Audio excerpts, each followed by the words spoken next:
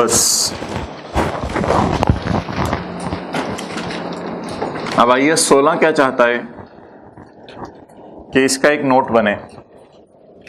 जल्दी बैठो। आइए 16 क्या चाहता है, इसका एक नोट बने।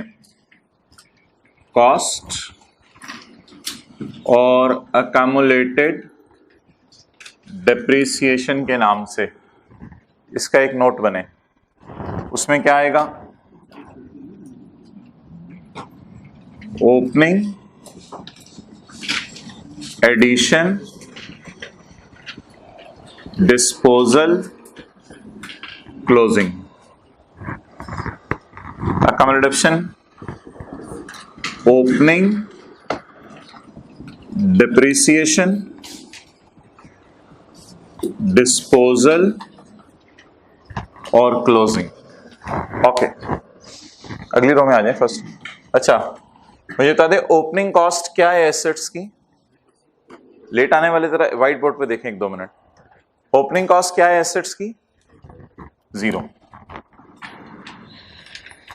1 मिनट देखते रहे इधर। ओपनिंग कॉस्ट 0, नीचे से कोई गुजरो भाई। और अगर ओपनिंग कॉस्ट 0 है तो सारे एसेट्स की opening accumulation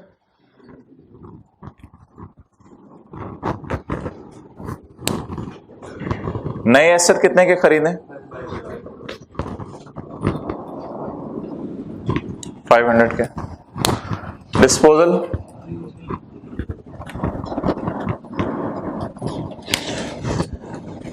depreciation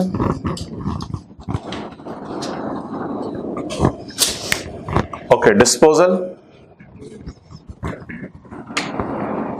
it's over now it is closing.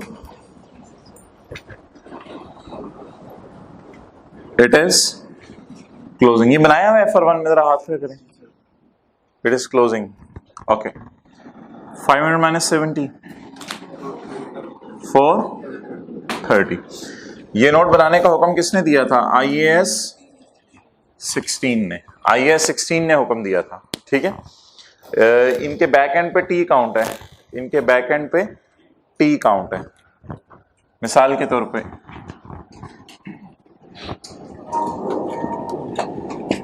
इधर देखें, asset opening 0, addition 500, disposal closing 500,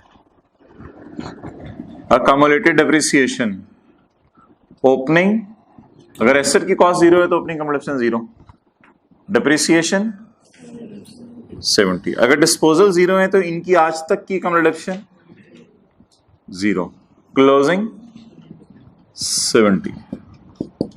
ये बनाने का हुक्म किसने दिया था? IAS 16 ने। बोले IAS 16 का नोट तो कुछ भी नहीं है। बोले बोले बोले बोले IAS 16 का नोट तो कुछ भी नहीं है। ये तो एसेट और अकामुलेटेड डेप्रिसिएशन अकाउंट की स्टेटमेंट फॉर्म में प्रेजेंटेशन है। IAS 16 का अकाउंट तो IAS 16 का नोट तो कुछ भी नहीं है। ये तो एसेट और अकामुलेटेड डेप्रिसिएशन अकाउंट की स्टेटमेंट फॉर्म में प्रेजेंटेशन है। आखिरी दफा बोल दें फिर पूरा हो जाएगा। IAS 16 का नोट तो कुछ भी नहीं है। ये तो एसेट और अकामुलेटेड डेप्रिसिएशन अकाउंट की स्टेटमेंट फॉर्म में प्रेजेंटेशन है। देखें कैसे। Opening plus addition minus disposal is equal to closing. जो लेट आए हैं उनको भी समझ आ रही है। Opening plus depreciation minus disposal is equal to closing. इसको मैं क्यों IFRS 16 के साथ क्यों पढ़ाया जा रहा है, इसकी वजह भी बताता हूं। नोट कर लें। You have 60 seconds.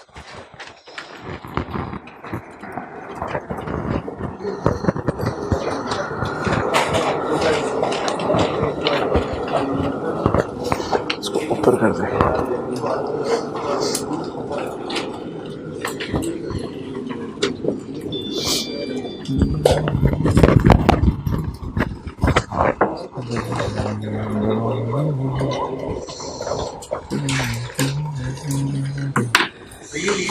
जी मैं बताता हूँ, हाँ लीज के चैप्टर के लिए वो जो एक दो सफे छुड़वाए हुए थे बेशक वहीं पे नोट कर लो।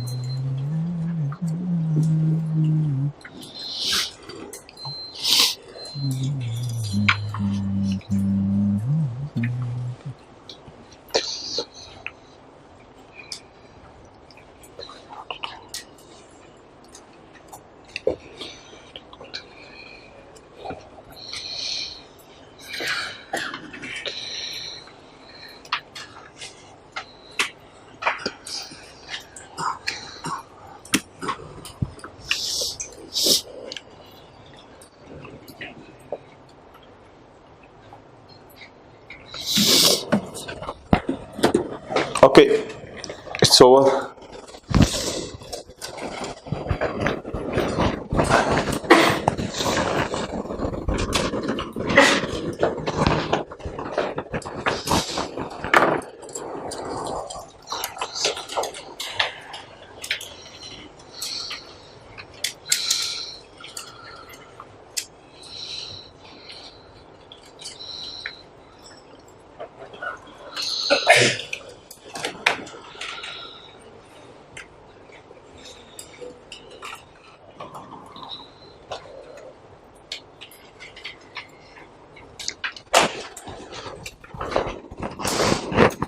जी भाई IAS 16 जैसा नोट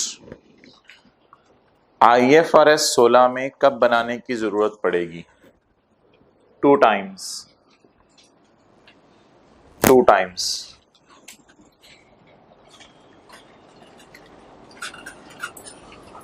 एक दफा लेसी को पड़ेगी, एक दफा लेसर को पड़ेगी। सबको अपनी अपनी पड़ी हुई है। एक दफा लेसी को पड़ेगी, एक दफा लेसर को पड़ेगी।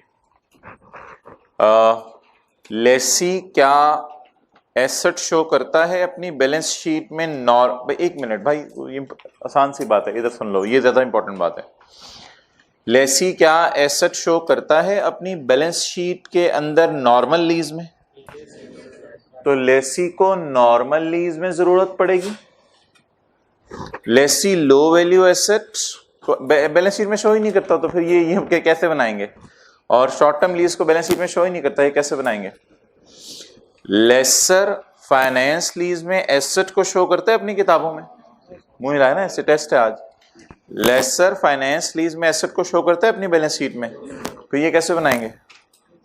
लेसर ऑपरेटिंग लीज में एसेट को शो करता है अपनी बैलेंस शीट में, फिर ये बनाना पड़ेगा सिर्फ कौन सी लीज में?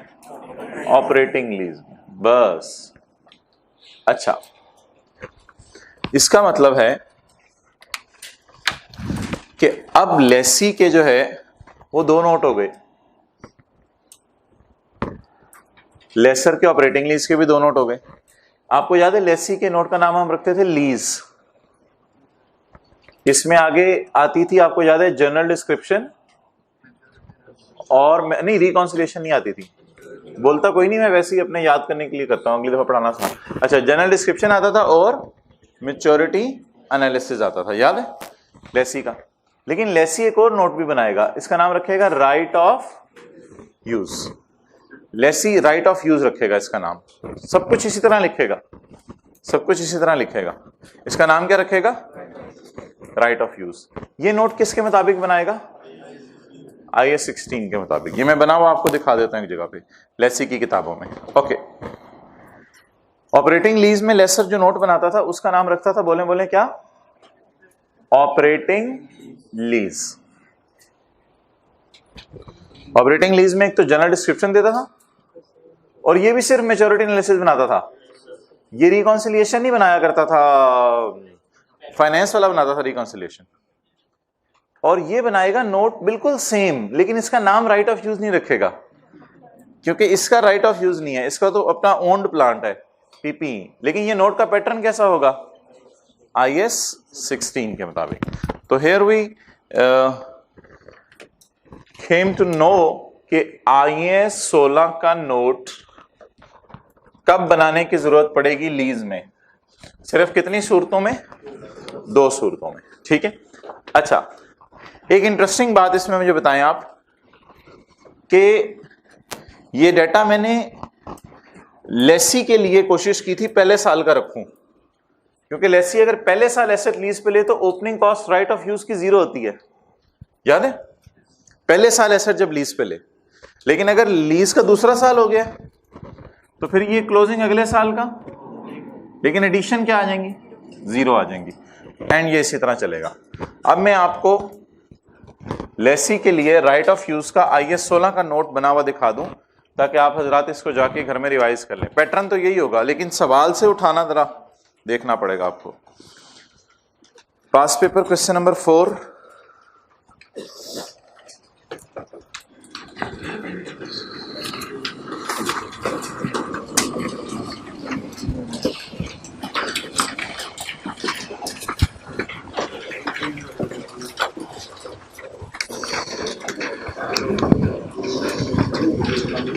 prepare the relevant extracts.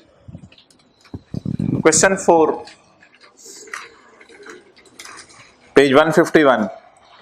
Prepare the relevant extracts of the statement of financial position and related notes to the financial statements. अच्छा, इसमें इसने बताया कौन सा वाला नोट बनाना है, कौन सा नहीं बनाना।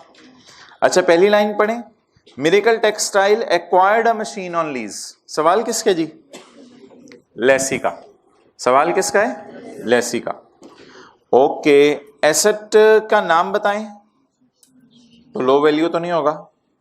लीज टर्म बताएं, तो इसका मतलब है शॉर्ट टर्म लीज तो नहीं होगी। तो क्वेश्चन 4 में साबित हुआ, क्वेश्चन 4 ही देख रहे हैं ना, क्वेश्चन 4 में साबित हुआ ये कौन सी लीज है, नॉर्मल लीज।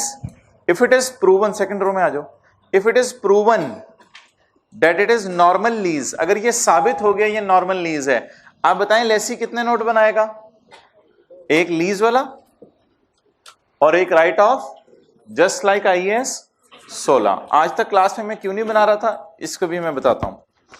ओके, खोलें जी सॉल्यूशन आंसर 4 का।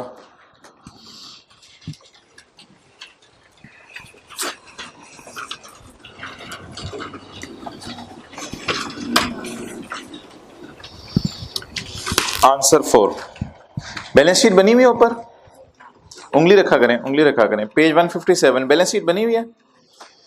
अच्छा, नीचे क्या बना है, miracle textile limited notes to the extracts only, point 1 page 157 आ रहा है right to use asset.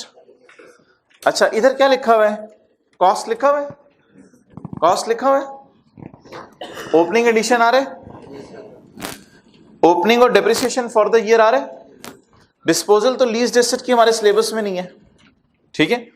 Opening बस छोटा सा नोट है, बल्कि ये नोटी है, देखें नोटी 2011-2012, ये IAS 16 जैसा है, लिख लिया आपने, IAS 16 जैसा, ये IAS 16 जैसा है।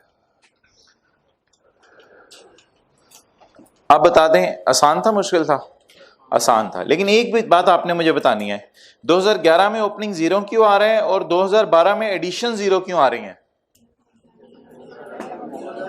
2011 में लीज शुरू हुई है, इसलिए पिछले साल क्लोजिंग कोई नहीं था, इसलिए ओपनिंग क्या आ रहा है 0। 12 में एडिशन क्यों 0 आ रही है, इसलिए कि लीज जब शुरू हुई एडिशन तो तभी हुआ करेंगी, अगले साल तो एडिशन नहीं हुआ करेंगी, ठीक है। तो नीचे देखें, नीचे देखें दूसरा नोट कौन सा बना हुआ है, ये भी बना हुआ है, ये भी बना हुआ है। दूसरा नोट कंपनी है, छोड़ें 4.2 तो मैंने कटवा दिया था, 4.2 अगले सफे तक आए, मैंने कटवा दिया था, हर जगह 4.2 कटवा दिया था, किसके लिए, लेसी के लिए। 4.3 क्या बना हुआ है, बोले बोले, मैच्योरिटी एनालिसिस। तो it is how lessee will prepare the note. If you want to do the practice of this, you will do past paper question number 4, ताकि आपको पता चल जाए बिगर पिक्चर में आप कहां खड़े हैं। अच्छा, अब एक सवाल कि कभी, अब एक मिनट जरा, कभी आई कैप ये दोनों नोट बनाता है? बैठे जरा, बैठे एक मिनट। कभी आई कैप ये दोनों नोट बनाता है? कभी आई कैप सिर्फ ये नोट बनाता है? अब मार्क्स पे डिपेंड करता है। अगर 3-4 नंबर का नोट है तो खाली ये बना दें, 6-7 नंबर का नोट है तो दोनों बना दें। लेकिन ये नोट बनाने में कितना टाइम लगना है? ये नोट बनाने में हार्डली 1 मिनट भी नहीं लगना। तो सेफ एंड पे रहते हुए ये नोट बना देंगे, कोई हरज नहीं। लेकिन ऑपरेटिंग लीज में मुझे कभी नजर नहीं आया कि उसने ये वाला नोट भी बनाया हो, क्योंकि वो बस इसी को काफी समझता है। लेकिन अगर टाइम है 1-आध मिनट है तो ये वाला नोट भी बनाया जा सकता है। It depends upon marks. लेकिन अगर कभी लिख दे पेपर में, और सुने नहीं रहे बातें, अगर कभी लिख दे पेपर में prepare note relating to lease only, तो फिर इधर भी ये वाला बनेगा, इधर भी ये वाला बनेगा, फिर एनी केस ये वाला नहीं बनेगा। लेकिन अगर कह दे prepare notes to the financial statement, फिर ओपन है। टाइम हुआ दोनों बना दीजिएगा, ना हुआ एक बना दीजिएगा, बेहतर है दोनों बना दीजिएगा। चलें जी, तो IAS 16 जैसा नोट कितनी जगह बनेगा लीज में? कब कब? नहीं नहीं नहीं, ये इसको छोड़ें। जब जब जब एसेट है, जब जब एसेट है। एसेट कब आता है? लेसी की नॉर्मल लीज में एसेट आता है बैलेंस शीट में, और लेसर की ऑपरेटिंग लीज में। जब जब एसेट बैलेंस शीट में आएगा तो ये नोट बनेगा।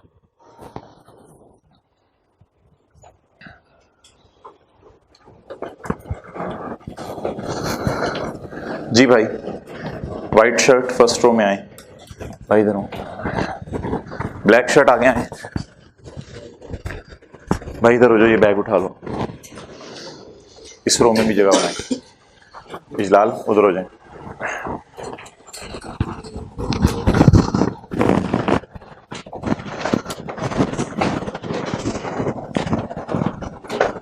हाँ बांट।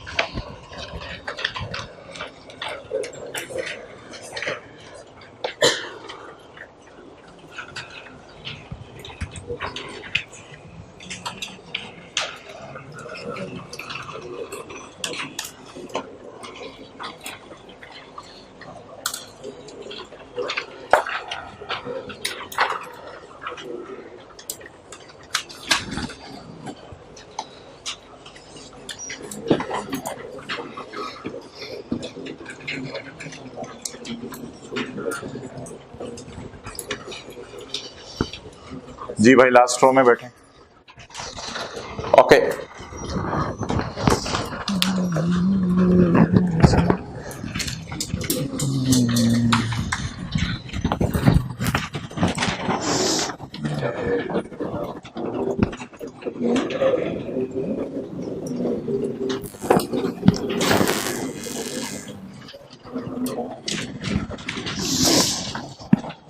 जी पेज ना मिलाओ, हाथ खड़ा कर दें।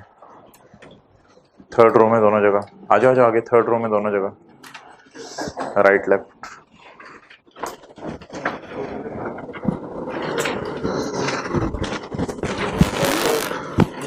जो बचे हैं वापस कर दें। ये बच गए, बच गए, बच गए भाई, ये बच गए, जल्दी करो। ओके, सिर्फ कितनी जगह नोट बनाने की जरूरत है? 2 जगह।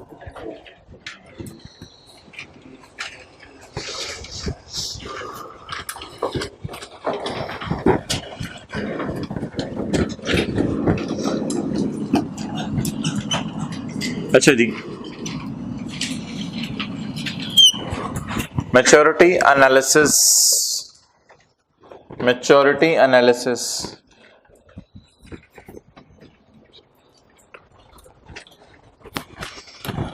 Watch here.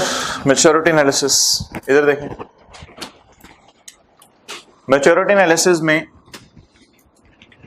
There are no fixed bands.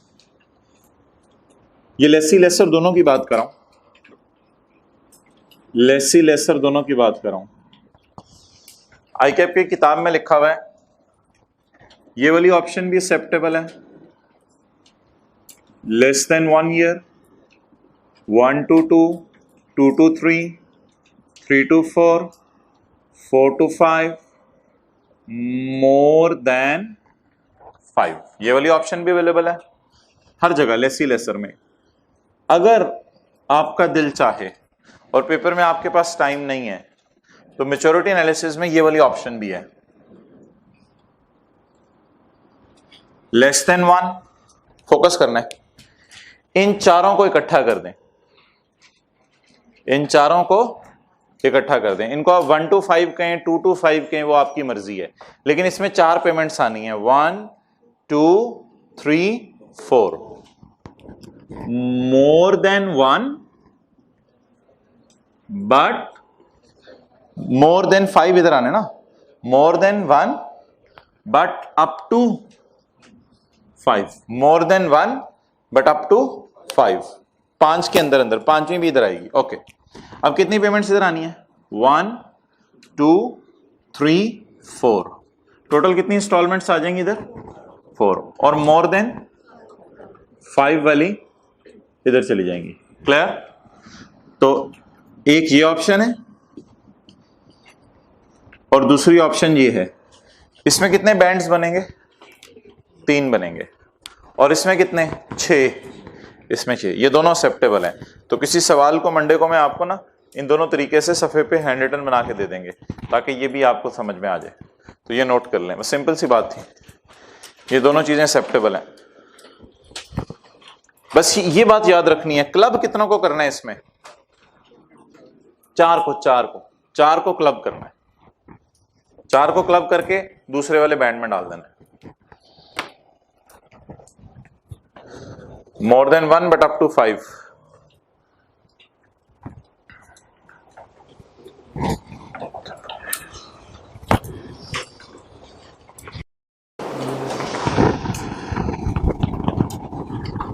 और अगर सवाल वाज़ेह कह दे कि ऐसे ही बनाए, फिर ऐसे ही बनाना पड़ेगा। सवाल कभी नहीं कहेगा वैसे, ऐसे सवाल कभी नहीं कहेगा ऐसे। एक रिस्क कवर किया जा रहा है बस।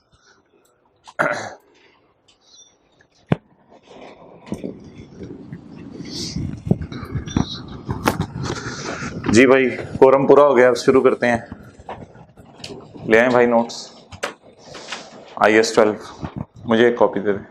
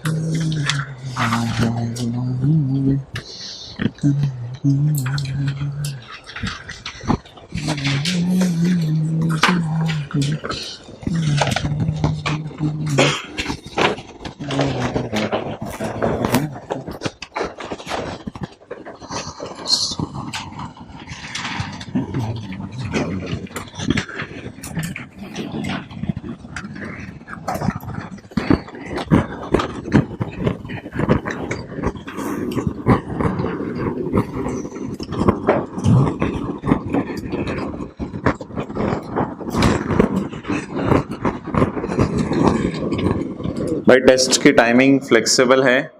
इसका मतलब ये नहीं कि आप बाहर निकल के दूसरे को बता दें कि भाई इस जैसा सवाल आया था। ये आप अपने ऊपर भी जुल्म कर रहे हैं, उसके ऊपर भी जुल्म कर रहे हैं।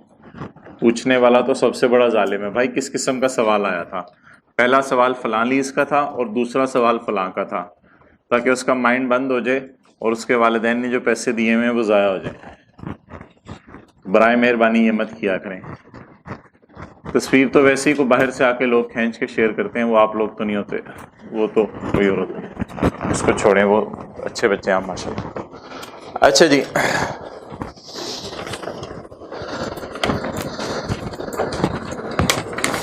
क्वेश्चन नंबर 1 टेस्ट दे के जाना है ज़रूर, must. Cost of an asset purchased on यकम जनवरी 15।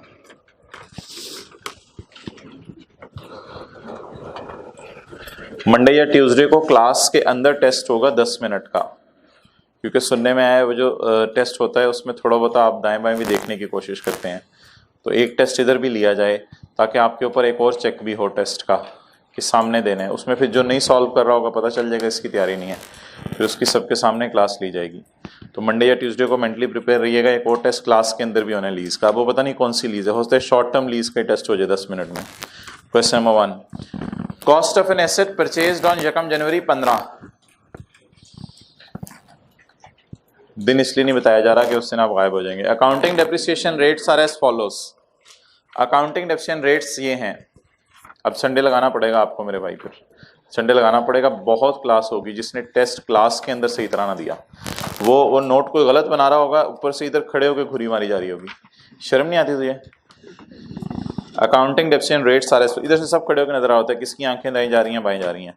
Accounting depreciation rates are as follows. एक एसेट हमने खरीदा है, अकाउंटिंग वाले क्या कहते हैं, पहले साल कितने % डेप्रिशिएट करो, और टैक्स वाले क्या कहते हैं 60% डेप्रिशिएट करो। सॉरी, अकाउंटिंग वाले ही कहते हैं 16 में 60% डेप्रिशिएट करो, माजरत, आगे चलेंगे।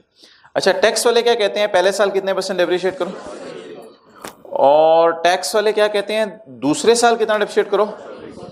तो सेम बेसिस है, कंसिस्टेंट है, सॉरी सेम बेसिस है, डिफरेंट है, डिफरेंट है। पहले साल वो लोग क्या कर रहे हैं 60-40 और हम लोग 40-60 second year. Okay, tax rate कितना है जी 30%। Accounting profit for both years is, accounting and tax and both shall be charged on statement of comprehensive income for the year ended 31 December 2015 and 16। आगे लिखें रिक्वायरमेंट में showing current and deferred tax separately. जी third last row में आ जाए, showing current and deferred tax separately. जी जी जी, इधर showing current and deferred tax separately. Okay, आ जाइए, 12 की मेन थीम डिस्कस होगी। जिन्होंने पढ़ा हुआ है कैफ 6 वो तो सिंपल सी बात कल की थी, आज मेन बात डिस्कस होगी। पहले कल जैसे ही काम फिलहाल कर लेते हैं, दोनों में इख्तलाफ आ गया है। अच्छा मुझे बताएं, ये इख्तलाफ आर्जी नेचर का है या ये इख्तलाफ परमानेंट नेचर का है? ये जो 40-60 60-40 इख्तलाफ तो है। पहले साल अकाउंटिंग वाले कितना कर रहे हैं, सवाल देख के बोलें, पहले साल अकाउंटिंग वाले कितना कर, लेकिन पहले साल टैक्स वाले, इज इट अ डिफरेंस? ये इख्तलाफ हमेशा के लिए इनमें क्रिएट हो गया है डेप्रिसिएशंस का, ये कभी ना कभी खत्म होगा। कब खत्म होगा? मेरे ख्याल से जब आप खड़े होंगे पहले साल के एंड पे तो ये खत्म नहीं होगा, अभी बरकरार होगा। लेकिन जब दूसरे साल के एंड पे खड़े होंगे और दूसरे साल के एंड पे खड़े होके अकाउंटिंग वाले नजर मार रहे होंगे, ओ यार ये तो सारा डेप्रिशिएट हो गया, टैक्स वाले कह रहे होंगे हाँ सारा डेप्रिशिएट हो गया ये तो, इज इट सो? तो डेप्रिसिएशन की वजह से जो अकाउंटिंग वालों टैक्स वालों में इख्तलाफ आता है, क्या ये हमेशा का इख्तलाफ होता है या ये कुछ सालों बाद खत्म हो जाता है?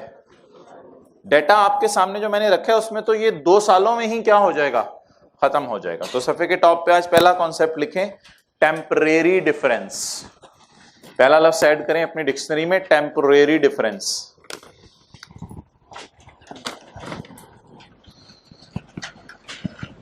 The difference due to depreciation rates, the difference due to depreciation rates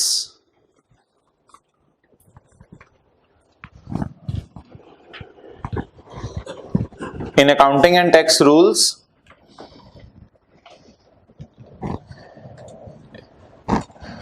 the difference due to tax rates in accounting and tax rules is due to is called as, बोले the difference, पूरी बात नहीं लिखी, difference due to depreciation rates in accounting and tax rules is called as, बोले temporary difference। ये एक आर्जी सा फर्क है, खत्म हो जाएगा।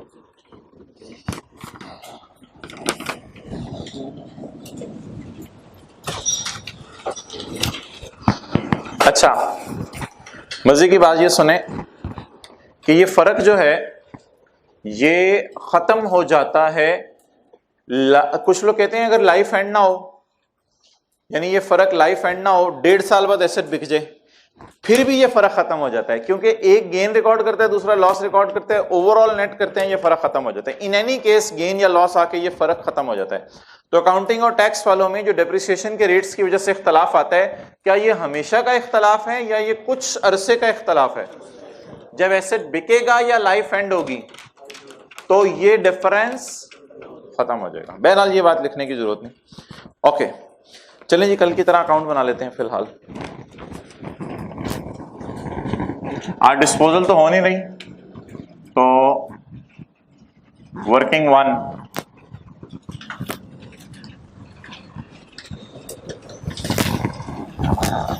एसेट अकाउंट पहले बना लेते हैं अकाउंटिंग रूल्स के मुताबिक।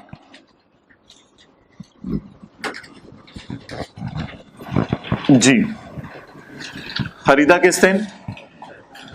1 जनवरी 2015 को। कितने का? 30,000 का। 30 कर देते हैं इसे, क्या होगा? 3 4, चलें ठीक है, 30,000 जाने दें। 30,000 का खरीदा, कैश। बुक वैल्यू पे अकाउंट बना लेते हैं। 31/12/15, 31/12/15 डिप्रिशिएट हो गया।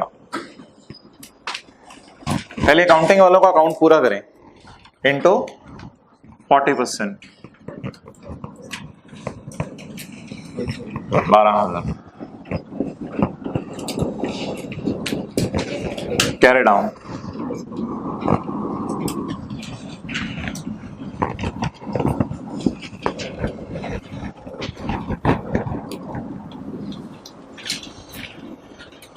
ओके,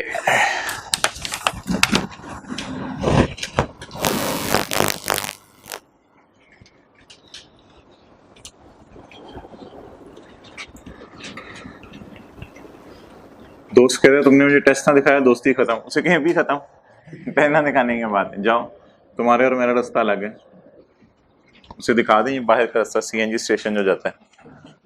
जाओ। ओके, अगले साल डेप्रिशिएट स्ट्रेट लाइन पे करना है। स्ट्रेट लाइन पे करना है तो WDV पे रेट लगेगा या स्टिल कॉस्ट पे? कॉस्ट पे।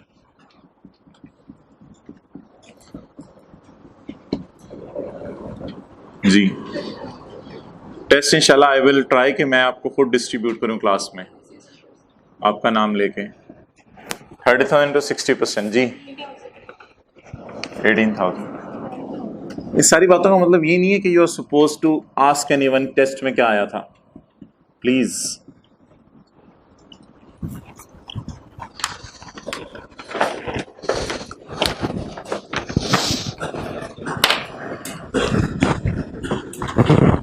और ये ना सोचिएगा मेरी तैयारी नहीं है, जितनी है तैयारी उसकी बुनियाद पर टेस्ट दे दीजिएगा।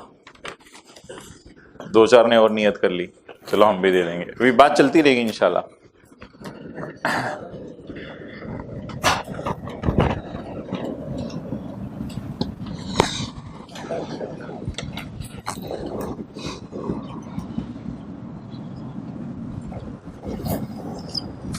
पहले और तीसरे सवाल की ना रिक्वायरमेंट आपने सही तरह पढ़नी है टेस्ट में। दूसरे की भी अच्छी है वैसे, लेकिन पहले और तीसरे की भी अच्छी तरह पढ़नी। ओके,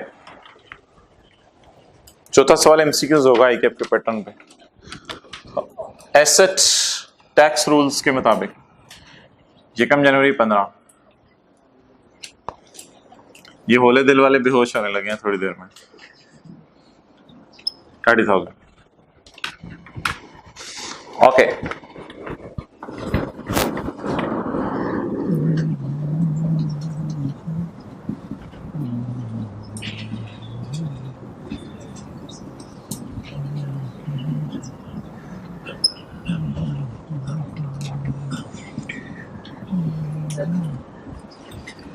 असल में इंटरेस्टिंग चीज पहले टेस्ट में ये होती है कि टीचर को पता चलता है क्लास में कैसी लॉट बैठी हुई है, और अभी इधर से तो पता नहीं चल रहा होता कौन लायक है। तो पहले टेस्ट के रिजल्ट के बाद पता चल जाता है कि 7 वाला कितने वाटर में है।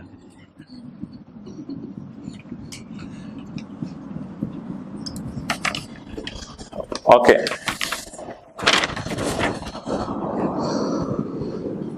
असल में रोजाना आना भी जरूरी है, लेकिन उस 1 घंटे में परफॉर्म करना भी जरूरी है।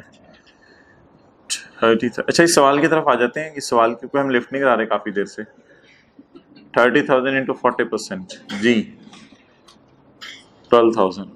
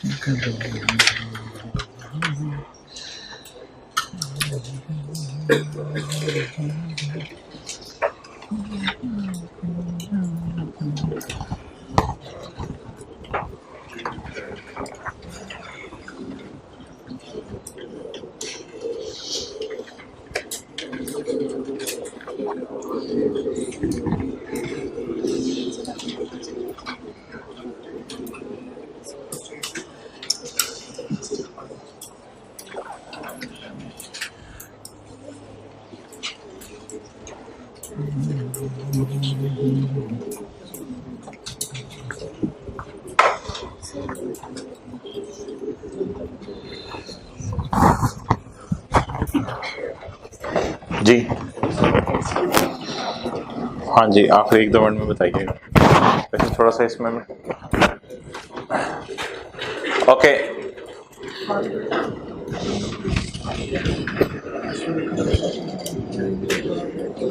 सबसे पहले we are suppose to calculate the current tax. भाई ये इधर एक पूरे बंदे की जगह है, आगे आए।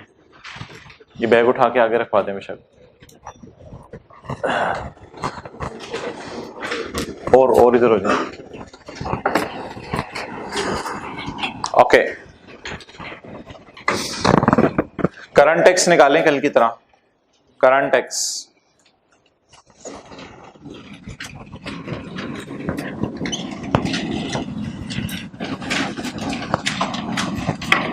Calculation of current tax. ये जो गवर्नमेंट को इस साल हमने टैक्स जमा कराना होता है, इसका नाम क्या है? ये करंट टैक्स। प्रॉफिट्स पे क्यों नहीं जमा कराना होता? प्रॉफिट जो हमारे आए हैं अकाउंटिंग वाले, उन पे क्यों नहीं जमा कराना होता? वो अकाउंटिंग रूल्स के मुताबिक प्रॉफिट्स होते हैं। हमें कौन से प्रॉफिट्स चाहिए होते हैं? टैक्स रूल्स के मुताबिक। अच्छा मुझे बता दें, अकाउंटिंग वालों ने वो जो अकाउंटिंग की कल मैंने आपको किताब दिखाई थी लंदन वाली, उसके मुताबिक अकाउंटिंग वालों ने कितना प्रॉफिट निकाला है? 1 लाख। अकाउंटिंग वालों ने कितना प्रॉफिट निकाला है? 1 लाख। भाई इसको प्रॉफिट बिफोर टैक्स भी कहते हैं। क्यों? क्योंकि अभी तक हमने टैक्स कैलकुलेट नहीं किया। प्रॉफिट बिफोर टैक्स, इसे अकाउंटिंग प्रॉफिट भी कहते हैं।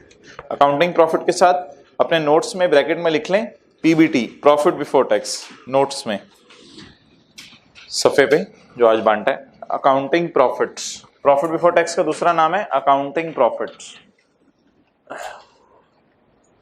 ओके, थोड़ा इधर हो जाए। हाँ ओके, प्रॉफिट बिफोर टैक्स साल बताएं कौन सा है जी? 2015 और 2016। इधर शायद 16 आएगा और इधर 15 आएगा।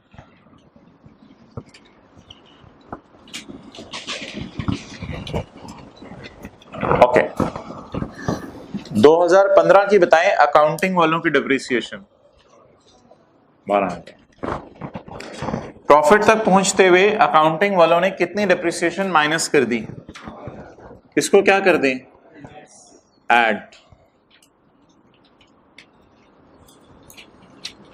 लास्ट से नोट्स ले आए जाके। प्रॉफिट तक पहुंचते हुए अकाउंटिंग वालों ने कितनी डिप्रिसिएशन ऐड कर दी हुई है, लेस कर दी हुई है?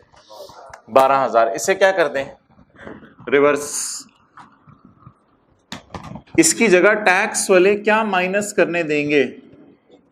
टैक्स रूल्स वाले डिप्रिसिएशन। जी बोलें कितनी है? 18,000।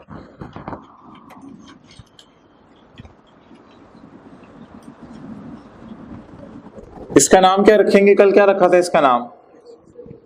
ऐसे प्रॉफिट जिन पर टैक्स देना है, टैक्सेबल प्रॉफिट्स, ऐसे प्रॉफिट जिन पर टैक्स देना है, टैक्सेबल प्रॉफिट। जी कितने आगे?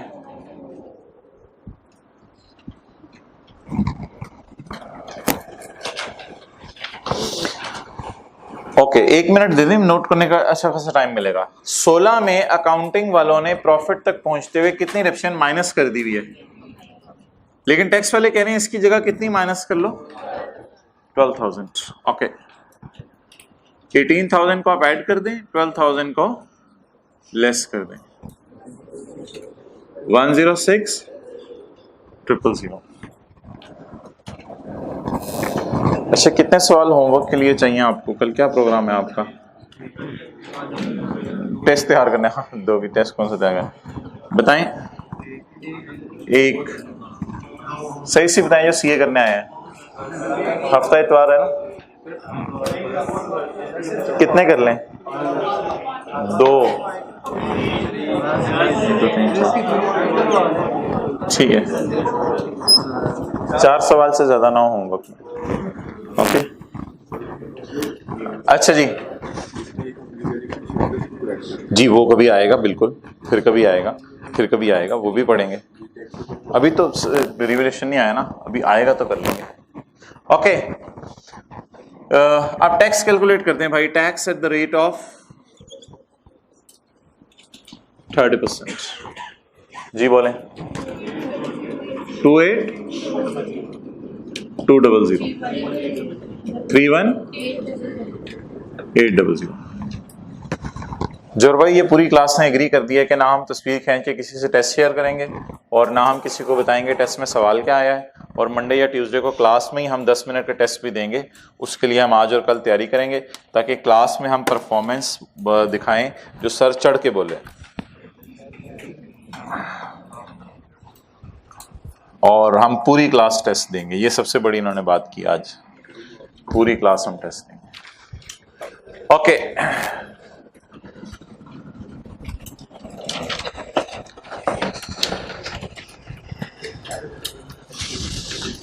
now we are going to discuss the purpose of IAS 12। हम IAS 12 का पर्पस डिस्कस करने लगे हैं।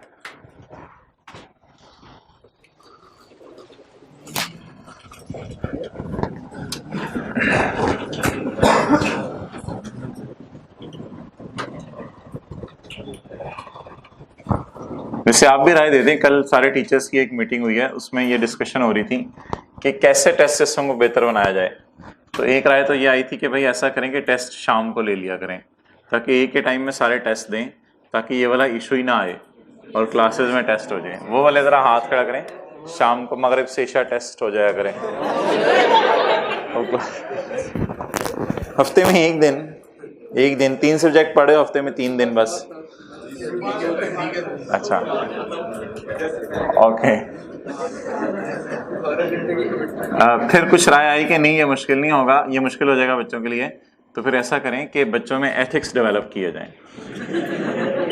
तो अब फिर वो आज अब वो स्ट्रेटेजी पे ना अमल शुरू किया गया कि बच्चों में थोड़े एथिक्स, माशाल्लाह आपका तो मसला नहीं, दूसरी क्लासों में मसला हो रहा था, तो वो हाईलाइट किया गया था। अच्छा जी, कैलकुलेशन ऑफ करंट टैक्स कहाँ से स्टार्ट करते हैं? दोबारा रिवाइज करा दें। अकाउंटिंग प्रॉफिट से। इसको अकाउंटिंग प्रॉफिट का दूसरा नाम क्या होता है? Profit before tax. ओके, सारे अब अटेंटिव हो जाएं। अब बड़ी इंपॉर्टेंट बात, IAS 12 की थीम पता चलने लगी है। Now I am going to solve the main requirement of question, that is statement of comprehensive income. अभी हमारी वर्किंग्स 2 रह गई हैं।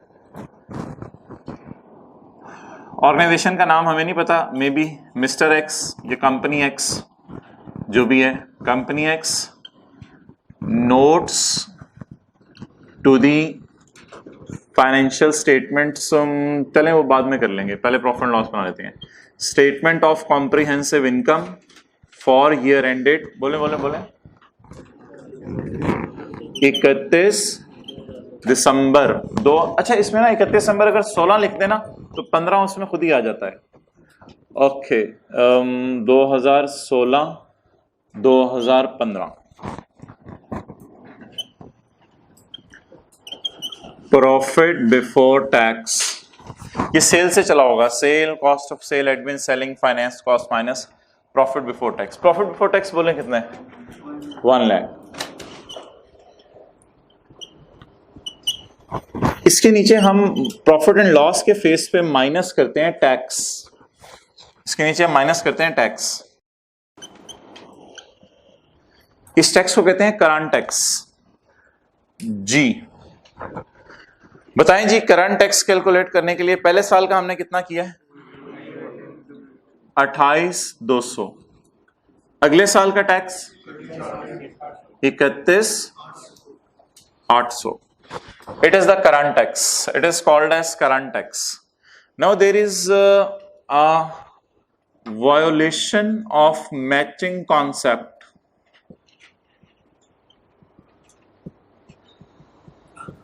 Due to difference in accounting and tax rules.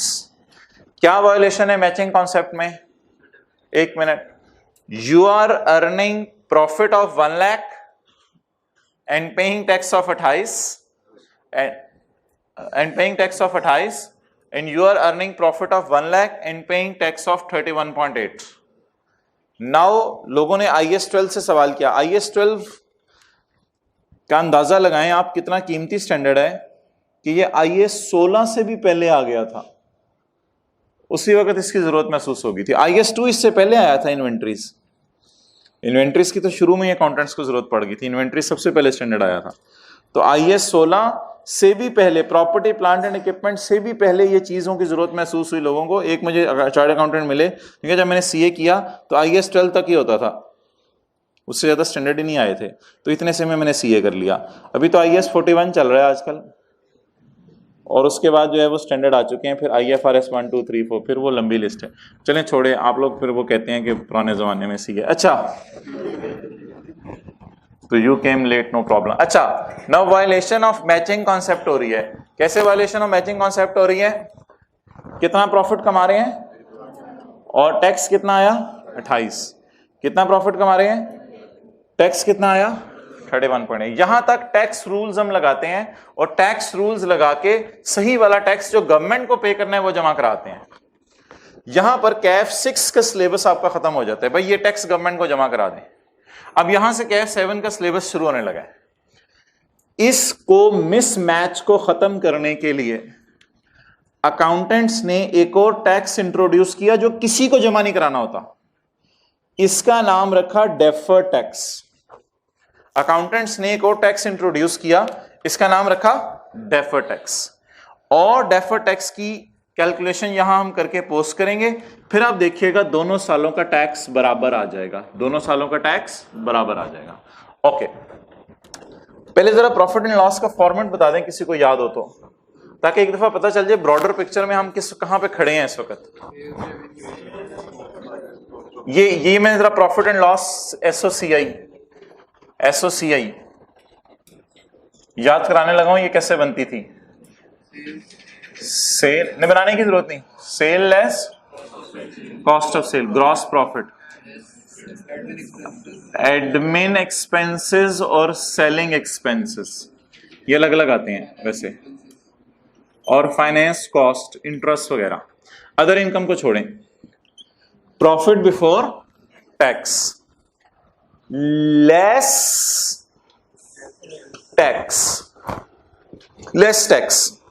जहां तक FR1 का सिलेबस है तो आप माइनस करते थे करंट टैक्स, तो आ जाता था प्रॉफिट आफ्टर टैक्स। बट जहां FR2 का सिलेबस है तो टैक्स में से हम 2 टैक्स करेंगे, एक करंट, एक, अच्छा डेफर्ड जरूरी नहीं माइनस हो, ये कभी प्लस भी होता है। अच्छा, तो ये 2 टैक्सेस हैं, करंट और डेफर्ड। तो आपको जब कभी IAS 12 के अंदर बनाना आएगा प्रॉफिट एंड लॉस के एक्सट्रैक्ट्स, तो आपने स्टार्ट यहां से किया करना है, अनलेस कि वो पूरा सवाल सॉल्व करने को कह दे। स्टार्ट आपने यहां से किया करना है। क्या फॉर्मेट हुआ करेगा? जहन में हुआ करेगा, ऊपर सेल से हम चले हैं, लेकिन क्या फॉर्मेट हुआ करेगा? प्रॉफिट बिफोर टैक्स, उसमें से क्या माइनस करना है? Tax, current tax. मिसमैच नहीं हुआ करेगा, मिसमैच हो जाया करेगा। फिर उसके बाद आपने क्या रिकॉर्ड करना है? Deferred tax. तो डेफर्ड टैक्स रिकॉर्ड करेंगे तो एंड पे क्या आ जाएगा? Profit after tax. तो प्रॉफिट आफ्टर टैक्स की जगह छोड़ देते हैं और डेफर्ड की जगह छोड़ देते हैं। और कोशिश करते हैं किसी तरह मैचिंग कॉन्सेप्ट की वायलेशन ना हो। फिलहाल मैचिंग कॉन्सेप्ट की बड़ी वाज़ेह वायलेशन हो रही है, क्योंकि हमारे और टैक्स रूल्स में डेप्रिसिएशन की वजह से क्या आ रहा है, डिफरेंस आ रहा है। Okay, let's start how to remove this difference. इस डिफरेंस को कैसे रिमूव करें।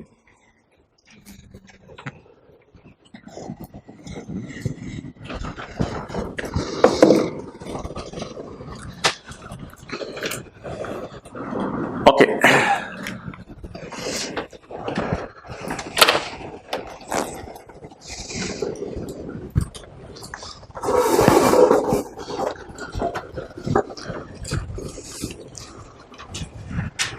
दो 2015 में मुझे फायदा हुआ है, नुकसान हुआ है। अब ना सोच चाहिए, दिमाग चाहिए, थोड़ी अकल लगानी पड़ेगी। अभी छोड़े नोट करना सब कुछ। 2015 में मुझे फायदा हुआ है, नुकसान हुआ है। फायदा हुआ है। कोई बता सकता है फायदा कैसे हुआ है? कमाया कितना है? 1 लाख। थोड़ा सोच फिक्र देनी पड़ेगी। अब कमाया कितना है? 1 लाख। ड्राइवर ने सोच फिक्र ना दियो ना, 100 को डुबो देता है। तो इधर टेंटिव रहे बस। अच्छा, अब कमाया कितना? 1 लाख। और टैक्स किस पे दिया? 94,000 में। जब 31/12/15 की रात को सो रहे होंगे तो 31/12/15 की रात को सोते हुए सोच रहे होंगे कि कमाया 1 लाख, टैक्स इमरान खान ने 94 पे मांगा, कोई चक्कर है, कोई चक्कर हुआ, कोई गेम हुई है, कोई गेम हुई है। ये नहीं, इतने अच्छे नहीं है, इतने अच्छे नहीं है कि कमाया हमने कितना, क्योंकि डेप्रिसिएशन एक्सेलरेट कर दी ना टैक्स वालों ने। तो टैक्स वालों ने डेप्रिसिएशन एक्सेलरेट कर दी, तो इसकी वजह से हमारा प्रॉफिट कम हो गया। तो जब टैक्स देने गए तो बड़े मजे से 28,200 पे टैक्स दे आए, लेकिन वैसे टैक्स बनता था 30,000। 30% रेट है ना। 1 लाख पे टैक्स कितना बनता था? 30,000। इसीलिए फिगर जरा आसान रखिए, समझने में आसानी हो। 1 लाख ज़रब 30%, 30,000। वैसे टैक्स बनता था 30,000, लेकिन टैक्स रूल्स ऐसे स्ट्रक्चर हुए थे कि हमने लाख कमाया, किस पे जमा कराया टैक्स? मेरे भाई 31/12/2015 की रात को, जिसको तो IAS 12 जिसके दिमाग पे सवार हुआ है, वो बड़ा ही परेशान सोएगा और अपने आप को लाइबल फील करेगा। माने ना माने, अपने आप को लाइबल फील करेगा। अपने आप को लाइबल फील करेगा कि यार ये जो 6,000 का मुझे टैक्स की छूट हुई है ना, ये कभी ना कभी देना ही पड़ना है। और ये सोचता हुआ सो रहा होगा कि यार ये इतने अच्छे नहीं हो सकते गवर्नमेंट वाले कि मुझे 6,000 पे टैक्स छोड़ दें। और जो डर था वो हो गया, और जो डर था वो हो गया। गेम ऑन हो गई 16 में। बताएं, अगले साल कमाया कितना? 1 लाख। और टैक्स किस पे दिया? 1,06,000 पे। और वो जो डर था कि ये इतने अच्छे नहीं हो सकते, तो उन्होंने कह दिया yes we are not so much अच्छा, तो हम अच्छे नहीं हैं। अब आप कमाओगे 1 लाख और टैक्स किस पे दोगे? 1,06,000 पे। लेकिन वैसे दोनों टैक्सेस को जमा करके देख लें, जवाब 60,000 ही आ रहा है। कैलकुलेटर के बगैर ही देख लें। 31,800 जमा 28,200, 200 जमा 800, आजकल 1000 आ रहा है। और जो है इसको जमा करके देखें, ये टोटल 60,000 आ जाएगा। दोनों सालों का ओवरऑल टैक्स स्टिल कितना है? 60,000। लेकिन डेप्रिसिएशन रेट्स की वजह से इसमें क्या आ गया? डिफरेंस आ गया। तो सबसे पहले मुझे बता दें, being a prudent man, why I am feeling my self liable on 15। मेरी अम्मी आपके पास आए, बेटा होमवर्क ना 2015 की रात को, बेटा होमवर्क ना करो। अच्छा अम्मी, अब आप लाइबल फील करेंगे। सुबह उठ के फजर के बाद ही अम्मी ने कहना है आ जाओ बेटा। It is natural. 1 जनवरी 16 की सुबह अम्मी आगे कहेंगी बेटा आप क्या करो, स्कूल जाने से पहले तो होमवर्क करना पड़ेगा। तो अगर 15 की रात को समवन इज गिविंग बेनिफिट्स, तो 16 की सुबह 76 भी पढ़ेंगे। फिर 16 की सुबह you should be mentally prepared कि दुनिया, ये जमाना इतना अच्छाई का नहीं है कि ये इतने अच्छे लोग हैं हुकूमत वाले कि लाख रुपए कमा रहे हैं और 94,000 भी टैक्स लेके हमें छुट्टी दे देंगे। We should be mentally prepared that something will happen, and when you opened eyes in 2016 that happened. Lakh वाली चीज पे आपको कितने पे टैक्स देना पड़ा? 1,06,000 पे। अब अकाउंटेंट्स ने यह सवाल उठाया कि भाई हम 100% एग्री कर गए कि 15 की रात को हम लाइबिलिटी रिकॉर्ड करेंगे। ये जो 6,000 के ऊपर हमें बेनिफिट आया है, इसकी लाइबिलिटी हमें रिकॉर्ड करना बनती है। फिलहाल तो बेनिफिट नजर आ रहा है, लेकिन बीइंग एन अकलमंद इंसान we should be mentally prepared कि जो बाकी 6 है इस पे भी गवर्नमेंट वाले छोड़ेंगे नहीं, कभी ना कभी क्या मांगेंगे। और वो आपको आंखों के सामने नजर आ रहा है, मांग लिया उन्होंने। लाख कमाया था और उसमें 1,06,000 पे टैक्स मांग लिया, ठीक है। इसलिए अकाउंटेंट्स ने एक कॉन्सेप्ट इंट्रोड्यूस किया, उन्होंने कहा जी ये जो 6,000 के ऊपर आपने कम टैक्स पे किया है, इसके लिए अपने आप को क्या 31/12/15 की रात क्या फील करें अपने आप को, लाइबिलिटी की एंट्री बता दें, कोई लाइबिलिटी की एंट्री बता दें। एक्सपेंस डेबिट ही करेंगे ना, और क्या करेंगे, लाइबिलिटी की एंट्री एक्सपेंस डेबिट और लाइबिलिटी क्रेडिट, एक्सपेंस डेबिट और लाइबिलिटी क्रेडिट। अब बोलें किस पे टैक्स कैलकुलेट में करने लगा हूं, 6,000 पे, 6,000 पे, 6,000 का कितने परसेंट, 6,000 का ही हमें फायदा हुआ है ना, जिसके अगेंस्ट फ्यूचर में नुकसान होने, 6,000 का 30%, 1,800। 1,800 के लिए मैं अपने आप को क्या फील करूं, किसकी तरफ, गवर्नमेंट की तरफ, आज या कल को कभी, कल को कभी, आज रात लाइबल फील करूं, लेकिन लाइबिलिटी पे तो कल कभी होनी है ना। अगले साल देखें कमाएंगे 30,000, लेकिन टैक्स 1,800, वो टैक्स बनेगा 30,000, लेकिन देके कितना आएंगे, 1,800 ज्यादा, अगले साल 1,800 ज्यादा देके आएंगे। अब जो मैं लाइबल फील कर रहा हूं गवर्नमेंट की तरफ, उस लाइबिलिटी को रिकॉर्ड करने के लिए मुझे एंट्री बता दें, एक्सपेंस डेबिट। किसी को पता है एक्सपेंसेस प्रॉफिट एंड लॉस के फेस पे किस साइन के साथ आते हैं, किसी को पता है एक्सपेंसेस प्रॉफिट एंड लॉस के फेस पे किस साइन के साथ आते हैं, माइनस साइन के साथ। ये 1,800 एक और फिगर आ गई, इसका नाम क्या रख दिया, ये अभी जमा कराना है या डेफर करके जमा कराना है, डेफर करके, डिले करके जमा कराना है। इसकी एंट्री क्या बनी, इसकी एंट्री क्या बनी थी, ये तो एंट्री इंट्रो में पड़ी हुई है, for one expense debit payable to government credit, expense debit payable to government credit.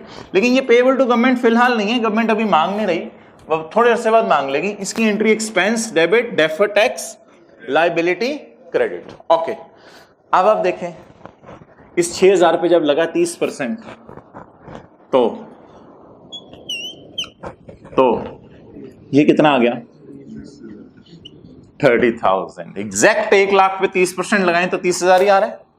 ये मैचिंग कॉन्सेप्ट की वायलेशन हो गई या मैचिंग कॉन्सेप्ट की कंप्लायंस हो गई।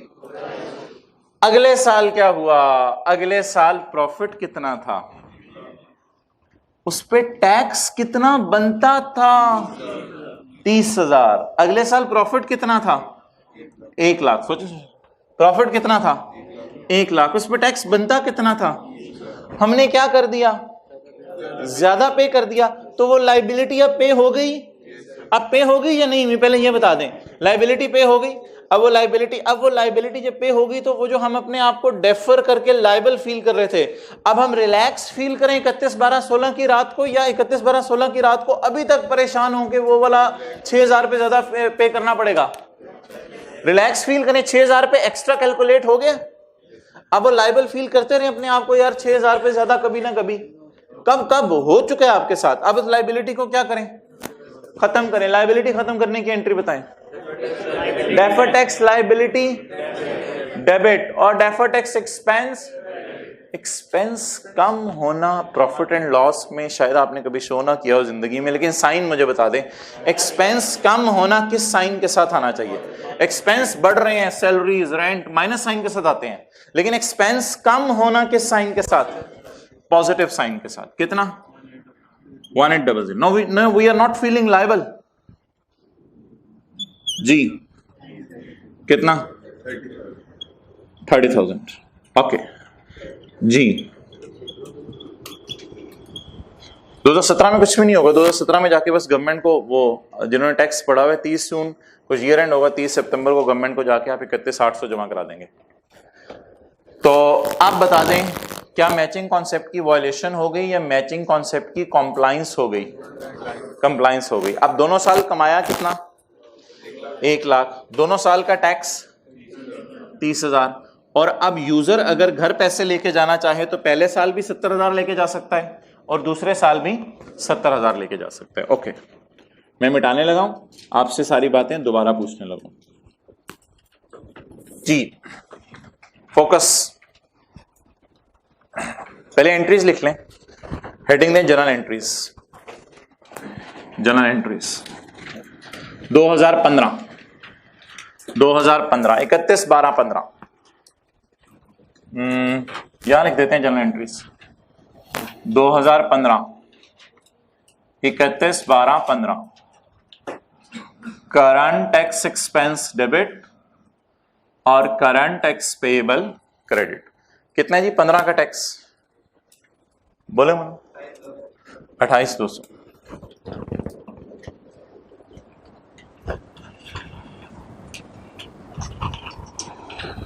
एक एंट्री की जगह खाली छोड़ दें, पता नहीं कौन सी है, छोड़ने पर। अभी आपने FR1 पढ़ा है, मैं ज्यूम करता हूं अभी वाली डिस्कशन आपने नहीं सुनी। एक एंट्री की जगह खाली छोड़ दें। 16, ये तो इजी मार्क्स गेन करने होते हैं ना पेपर में। ओके, 31, 12, 16 की रात को बताएं कितना टैक्स बनता है? गवर्नमेंट को कितना जमा कराना है? Current tax expense debit, current tax payable credit. 31,800। मैं उन्हें फिर सवाल 1-2 कम कराऊं, होमवर्क में 5-6 डाल दिए मैं, 4 फिर करने हैं, 4 आप लोगों ने ही एग्री किए हैं।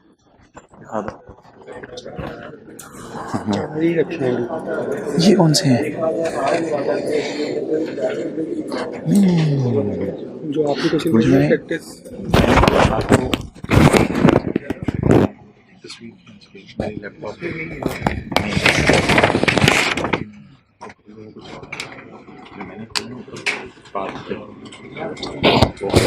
वो तो बस वो खोलो।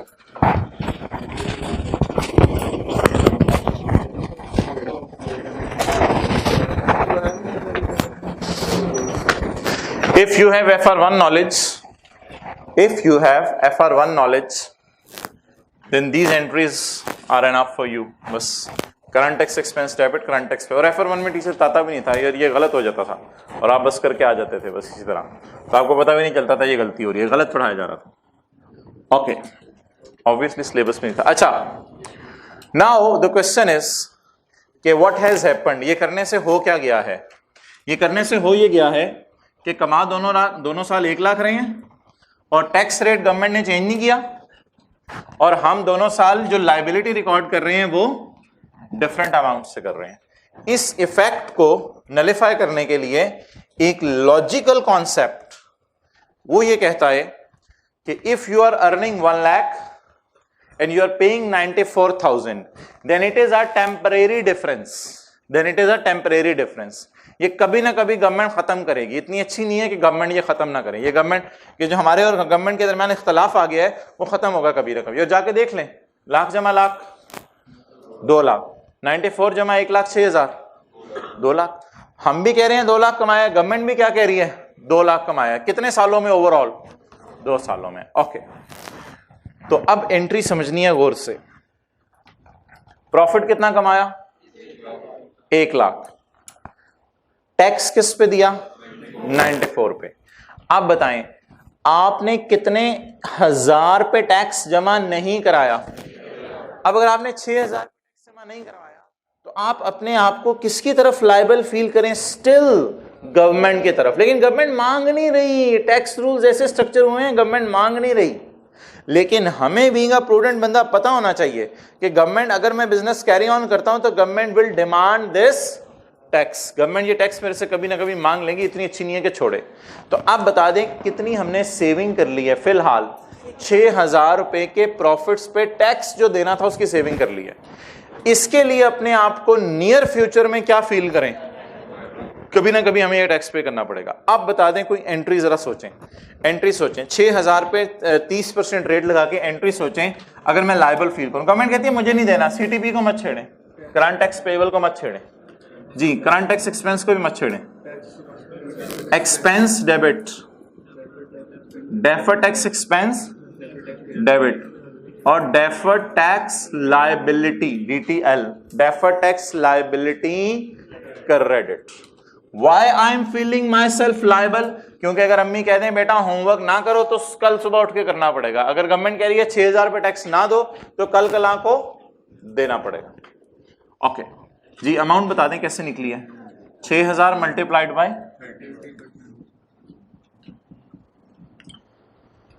अब आप मुझे बता दें ये भी एक्सपेंस रिकॉर्ड हो रहा है डेबिट, ये भी एक्सपेंस रिकॉर्ड हो रहा है डेबिट। किसी को पता है एक्सपेंसेस रिकॉर्ड किस साइन के साथ होते हैं प्रॉफिट एंड लॉस में? नेगेटिव साइन के साथ। अब साइन भी जानना जरूरी है वरना गड़बड़ हो जाएगी। ये इस एंट्री को मैंने पोस्ट कर दिया, दूसरा इफेक्ट बैलेंस शीट में चला जाएगा। ओके, अगला साल आया, अगले साल मैंने कमाया कितना, 1 लाख। टैक्स किस पे दिया, ये जो 6,000 पे मैं ज्यादा टैक्स दे रहा हूं, इसकी तो लाइबिलिटी ऑलरेडी रिकॉर्ड कर चुका था, इसकी तो लाइबिलिटी ऑलरेडी रिकॉर्ड कर चुका था। किस साल, पिछले साल। अब वो लाइबिलिटी पड़ी रहे या रिवर्स होने का टाइम है, रिवर्स होने का टाइम है। किसी को पता हो लाइबिलिटी रिवर्स कैसे हो सकती है, डेफर्ड टैक्स लाइबिलिटी डेबिट। और एक और मसला हो गया, मेरा एक्सपेंस इन्फ्लेट हो गया, हालांकि लाख के प्रॉफिट पे कितना टैक्स बनता है, 30,000। मेरा एक्सपेंस क्या हो गया, इन्फ्लेट हो गया। इसको सही करने के लिए एक्सपेंस को भी क्या करना पड़ेगा, कम करना पड़ेगा, फिर ही मैचिंग होगी। ओके, इस एंट्री को रिवर्स कर दिया जी, कितने से, 18। ओके, अब बता दें, शायद कभी भी इंट्रो FR1 की क्लास में एक्सपेंस के कम होने की एंट्री प्रॉफिट एंड लॉस में मुझे नहीं याद पड़ता कभी ICAP ने टेस्ट की हो, लेकिन सोच लें आज एक्सपेंस कम हो रहा है, एक तरह की इनकम ही है ना, एक्सपेंस कम हो रहा है, एक तरह की इनकम ही है। इनकम्स बोलें किस साइन के साथ रिकॉर्ड होती हैं, पॉजिटिव साइन के साथ। अदर इनकम में नहीं डाल सकते ना, कंसिस्टेंसी रखनी है, जहां उससे रिलेटेड एक्सपेंस डाल रहे हैं वहां उससे रिलेटेड इनकम डालें जी। अब जरा देखें, नेगेटिव आ रहा है 30,000 और स्टिल नेगेटिव 30,000, 70,000। एक दो लोगों ने बैठे बैठे अपनी ऑनलाइन बुकिंग चेंज करा लिया, आउट स्टेशन वालों ने। टेस्ट दे के जाएंगे यहाँ, कुछ ने मैसेज कर दिया अगले हफ्ते आएंगे, अगले हफ्ते भी टेस्ट है। कुछ ने मैसेज कर दिया कि अब हम इंशाल्लाह रिजल्ट साथ ही लेके आएंगे मंगल को।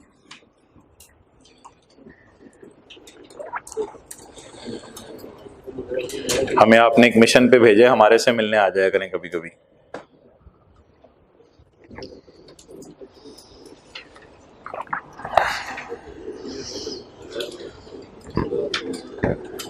ये बहुत इजी है भाई, थोड़ा फोकस करें आप लोग।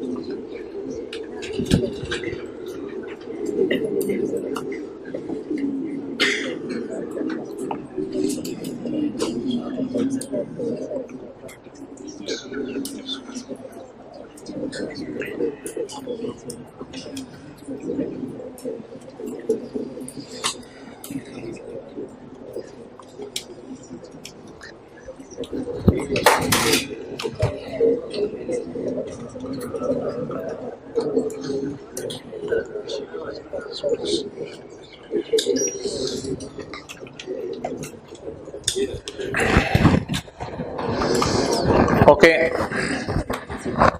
this approach of calculating deferred tax will not work. भाई आप अभी मैंने क्या कहा है इंग्लिश में, नहीं वो असल में भाई इंग्लिश बोलने में मसला ये होता है कि अगर उर्दू बोल रहा हो ना टीचर, तो स्टूडेंट कुछ और भी कर रहा हो ना कुछ सुन रहा होता है। जब टीचर इंग्लिश बोलते हैं ना तो स्टूडेंट कुछ और कर रहा हो, बिल्कुल समझ नहीं आती। अच्छा, मैं ये कह रहा था भाई कि डेफर्ड टैक्स लगाने की ये अप्रोच जो हमने 6,000 पे रेट लगा दिया है, ये हर जगह नहीं चला करेगी, बिकॉज इधर नंबर ऑफ डिफरेंसेस आएंगे आने वाले दिनों में। टैक्स में और अकाउंटिंग वालों में बहुत से इख्तलाफ होंगे, बहुत से 12, 13, 14, 15 चीजें भी किसी सवाल में आ जाया करेंगी। मिसाल के तौर पे हम कह रहे होंगे कि जी प्रोविजन फॉर डाउटफुल डेट, उस पर इख्तलाफ आ जाएगा दोनों का। हम मोबाइल्स की वारंटी देंगे, वो कहेंगे नहीं भाई ये वारंटी कॉस्ट को हम नहीं मानते, जब वारंटी रिपेयर कराने आए फिर तुम खर्चे को रिकॉर्ड करना। इसी तरह छोटे छोटे जिन्होंने बोरोइंग कॉस्ट पड़ी हुई है तो इंटरेस्ट को एसेट की कॉस्ट में कैपिटलाइज करते हैं, टैक्स वाले कहेंगे हम नहीं इस बात को मानते। इस तरह करते करते 10-12 इख्तलाफ हैं हमारे और टैक्स वालों में जो आने वाले दिन में आपके आंखों के सामने अया होंगे। तो इसलिए उस वक्त इस अप्रोच को चलाना मुश्किल हो जाएगा कि 6000 का डिफरेंस इन दोनों की वजह से आ रहा है तो ये क्या है। इसलिए अकाउंटेंट्स ने एक अप्रोच निकाली हुई है to prepare these two entries through T account. Accountants ने एक अप्रोच निकाली हुई है कि इन दोनों एंट्रीज को इस तरह नहीं करना, हवाई बातें नहीं करनी 6000 और ये। आप प्रॉपर एक अप्रोच बनाएं और एक फॉर्मेट बनाएं, उस फॉर्मेट में फिगर्स डालें, वो फॉर्मेट ऑटोमेटिकली देखें ये 2 एंट्रीज देगा। अब वो फॉर्मेट समझना है, उसके लिए हमें 2 वर्किंग्स एक्स्ट्रा रिक्वायर्ड होंगी। Okay, working number 4 and working number 5। एक हम अकाउंट बनाया करेंगे जिसका नाम होगा deferred tax liability account. T account बना के जरा अप्रोच काबू में आ जाती है, बात समझ आ जाती है। डेफर्ड टैक्स लायबिलिटी, कभी कभी ये एसेट भी हो जाता है वैसे। ओके, लेकिन फिलहाल आज की क्लास में इसको लायबिलिटी रखते हैं। वर्किंग 4,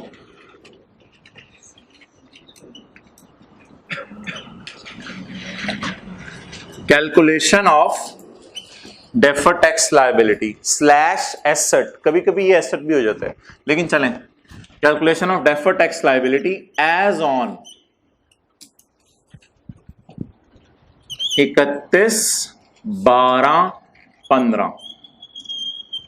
डेफर्ड टैक्स लायबिलिटी पहले खड़े होकर निकालें 31/12/15 पे, और फिर यही डेफर्ड टैक्स लायबिलिटी दोबारा खड़े होकर निकालें कब? 31/12/16 पे।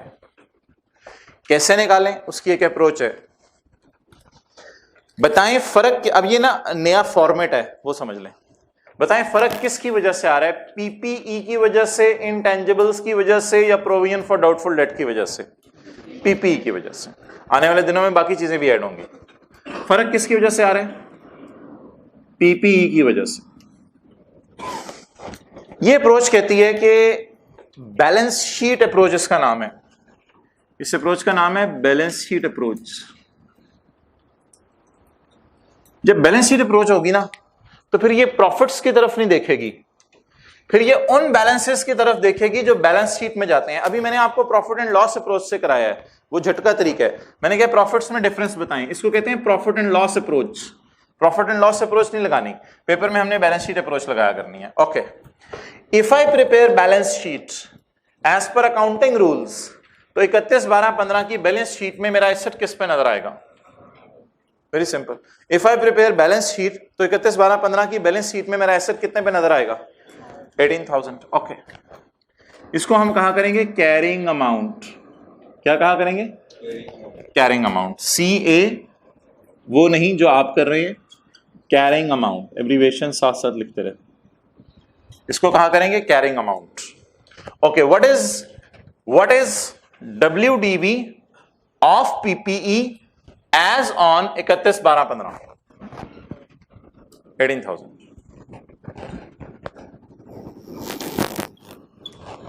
चार कॉलम डलेंगे इधर। दूसरा कॉलम TB, ये जो होता है वो नहीं है, ये एक और वाला है TB, tax base. Tax base ये मुश्किल नाम है, आसान नाम, अकाउंटिंग वालों की बैलेंस शीट। इसका मतलब क्या है? टैक्स वालों की बैलेंस शीट। टैक्स वालों की बैलेंस शीट। अगर मैं 31/12/15 को खड़े होके टैक्स वालों की बैलेंस शीट देखें, इन द एंड एंट्रीज यही दो निकलनी है। अगर मैं 31/12/15 को, और अप्रोच बड़ी आसान है, अगर मैं 31/12/15 को खड़े होकर टैक्स वालों की बैलेंस शीट बनाऊं तो व्हाट इट विल शो? 12,000। इनसे भी तो 6 का डिफरेंस आ जाता है ना, आप ऐसे ही उधर से निकाल रहे थे, इनसे डायरेक्ट 6 का डिफरेंस आ रहा है, वही वाला। अगर मैं टैक्स वालों की बैलेंस शीट बनाऊं तो कितना आ रहा है? 12,000। लेकिन इसका मुश्किल सा नाम क्या है टैक्स वालों की बैलेंस शीट का? Tax base. ये दोनों फिगर्स टी अकाउंट से आया करेंगी। 12,000। ओके, अब तीसरा कॉलम क्या बनना चाहिए आप खुद बता दें। तीसरे कॉलम का नाम खुद बता दें। डिफरेंस। एक्सेलेंट। तीसरे कॉलम का नाम बनना चाहिए डिफरेंस। हमारे और टैक्स वालों में जो आरजी सा इख्तलाफ है वो कितने हजार का है? ये कभी ना कभी खत्म होगा, कभी ना कभी खत्म होगा। देख ले, खत्म हो गया। हा देखें, ये खत्म हो गया ना। तो हमारे और टैक्स वालों में इख्तलाफ कभी ना कभी खत्म होगा। फिलहाल दोनों की WDVs डिफरेंट आ रही हैं। Both have different book values, both have different BVs। Okay जी, डिफरेंस कितना आ गया? 6,000। लेकिन जो हमारे और टैक्स वालों में ये तो डेप्रिसिएशन का डिफरेंस आया, इस डेप्रिसिएशन का टैक्स इफेक्ट बताना है कितना है। अगला column, tax at the rate of 30%। ये निकालें जी। 6,000 into 30%, 1,800। Okay, now the question is, पहले डिसाइड होना चाहिए इस डिफरेंस की वजह से हमें फ्यूचर में ज्यादा टैक्स देना पड़ेगा या नहीं, ये पहले डिसाइड करना है। ये कैलकुलेशन आसान है, वेरी इजी। ये काउंटिंग वालों की बैलेंस शीट से उठा लिया, पहला वाला 18,000, ये टैक्स वालों की बैलेंस शीट से उठा लिया। इन दोनों का ये क्या आ गया? 6,000। इस पे टैक्स लगाया 1,800। Okay, now accountants have said that if carrying amount of asset is greater than tax base of asset, बोलें जरा, if carrying amount of asset is greater than, then there is a taxable temporary difference. Then इस 6,000 का नाम बताएं। Then there is a difference, इस difference का नाम taxable temporary difference. Watch here, why it is taxable. I can't explain taxable through balance sheet approach. मैं taxable समझाने के लिए मजबूर हूं इस अप्रोच पे दोबारा आ जाऊं। कमाया कितना? टैक्स किस पे दिया? क्या मैं अपने आप को टैक्सेबल फील करूं कि मैंने टैक्स और देना है? मेरे कितने प्रॉफिट्स भी टैक्सेबल रह गए हैं? टैक्सेबल। मेरे कितने प्रॉफिट्स अभी टैक्सेबल हैं जिन पे टैक्स नहीं लगा? मेरे कितने प्रॉफिट्स टैक्स्ड हैं? मेरे कितने प्रॉफिट्स टैक्सेबल हैं? कभी कभी ये डिडक्टेबल आया करेगा जब ये लेस का साइन आया करेगा, वो फिर बाद में कभी दूसरा नाम इसका टैक्सेबल का ऑपोजिट डिडक्टेबल, लेकिन फिलहाल इसका नाम टैक्सेबल। जी, कमाया कितना? टैक्स किस पे दिया? What is taxed? What is taxable? 6,000। तो इसका नाम बोले 6,000 का नाम टैक्सेबल टेम्परेरी डिफरेंस। लेकिन एक रट्टा भी मार लें, if carrying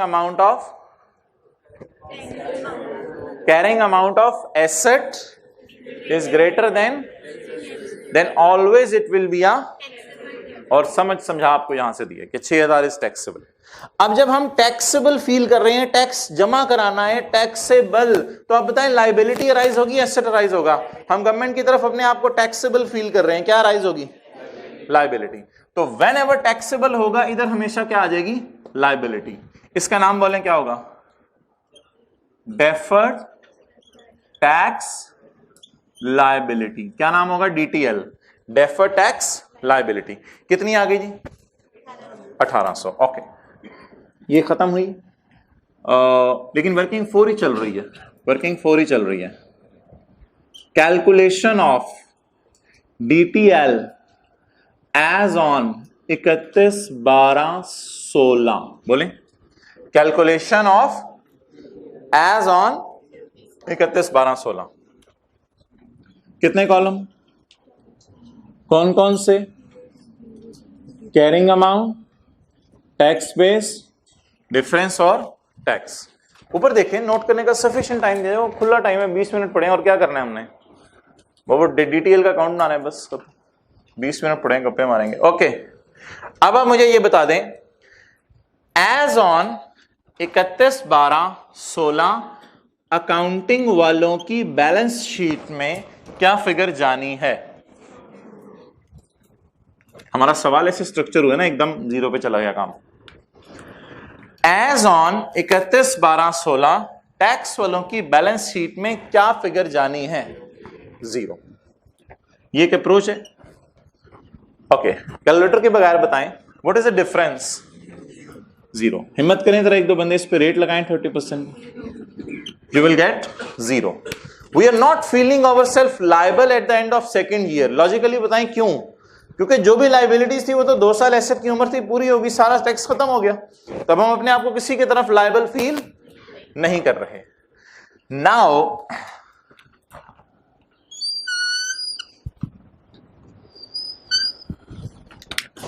I wish there would have been red marker, and there is.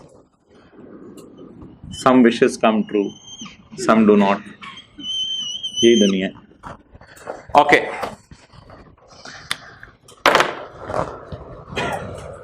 As on, wait. As on. मुझे बता दें, जिंदगी में कभी, आंखें बंद करें, जिंदगी में बंद, जिंदगी में कभी ऐसा हुआ हो कि, सोच में जाना है, जिंदगी में कभी ऐसा हुआ हो कि आपने कोई ऐसा अकाउंट बनाया हो जिसमें कैरेट डाउन पहले लिखे हों? बाहर आ जाएं, और भाई उठ जो, आ जाओ बाहर। जिंदगी में कभी ऐसा हुआ हो कि आपने कोई ऐसा अकाउंट बनाया हो जिसमें कैरेट डाउन पहले निकाले हों, एक्सपेंस की फिगर बाद में निकाली हो? किसमें? Provision for doubtful debt.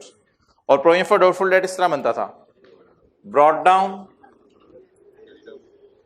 Carry down, ठीक है। बैड डेट वगैरह आते थे, लेकिन अगर एक्चुअल बैड डेट नहीं आते थे तो बैलेंसिंग फिगर जो भी आती थी वो प्रॉफिट एंड लॉस में चली जाती थी। और इंटरेस्टिंग बात कि provision for bad debt account का जो कैरी डाउन था वो किसी और अकाउंट के कैरी डाउन से डिराइव होता था। कौन सा अकाउंट था? डेटर के कैरी डाउन से डिराइव होता था। Similarly deferred tax is a account like provision for doubtful debt account. इसका कैरेट डाउन, एज ऑन मतलब कैरेट डाउन होता है, इसका कैरेट डाउन किसी और अकाउंट के कैरेट डाउन से डिराइव होता है। और वो जो कोई और अकाउंट है वो एक नहीं है, वो इत्तफाकन कितने अकाउंट हैं? 2 अकाउंट्स के कैरेट डाउन पर प्रोविजन का रेट नहीं लगाना, 2 अकाउंट के कैरेट डाउन के डिफरेंस पर प्रोविजन का रेट नहीं लगाना। किसका रेट लगाना है? टैक्स का रेट लगाना है। जब आप टैक्स का रेट लगा देंगे तो you will gate carried down of another account, because if it is carried down and it is carried down, ये कैरेट डाउन है, अगर ये दोनों कैरेट डाउन है तो इनसे डिराइव होने वाली फिगर भी क्या होगी? Carried down. ओके, अच्छा जी, बता दें ये लाइबिलिटी है एसेट है? लाइबिलिटी। एज ऑन 31/12/15 लाइबिलिटी बता दें। इधर आती है लाइबिलिटी का carried down. I still remember, intro की क्लास में ये पढ़ाया था हमें टीचर ने, फरहान साहब नाम था उनका। तो I still remember carried down इधर आता है लाइबिलिटी में, याद है? वो चले गए, अब नहीं पढ़ाते। अच्छा, 31/12/15 कैरेट डाउन कितना आता है? 1800। 31/12/15 कैरेट डाउन आता है 1800। ओके, 31/12/16 का कैरेट डाउन, ये एक अप्रोच है ना, डिफरेंट अप्रोच है। ये लॉजिकल अप्रोच थी, ये थोड़ा सा रट्टा बेस तो नहीं है, ये भी एक अप्रोच है, लेकिन इससे आने वाले दिनों में जरा सवाल काबू में आ जाया करेगा। Okay, 31/12/16 what is carried down of liability? 0। Okay, ये तो 2 कैरेट डाउन्स आ गए। अब कैरेट डाउन्स जिस अकाउंट में भी होते हैं उस अकाउंट की खासियत है उसमें 7 ब्रॉट डाउन्स भी होते हैं। अब मुझे बता दें, 14 के एंड पे ये एसेट पड़ा था हमारे पास, 14 के एंड पे नहीं, ये तो 15 के पहले दिन खरीदे, इसलिए मुझे बताएं इस अकाउंट का ब्रॉट डाउन क्या लेंगे। छोटी सी बात भी मिस करेंगे, आगे पीछे मसला हो जाएगा। यकम जनवरी 15 ब्रॉट डाउन 0। इधर तो ये मसला नहीं, 1 साल का कैरी डाउन, अगले साल का ब्रॉट डाउन बनेगा। यकम जनवरी 16 what is brought down? 1800। Okay, brought down carry downs are there. Hold the blue marker, hold it tight, firmly, and calculate expense as a balancing figure. जी, expense इधर आ रहा है, इधर आ रहा है एक्सपेंस, बैलेंसिंग जी कितना 1800।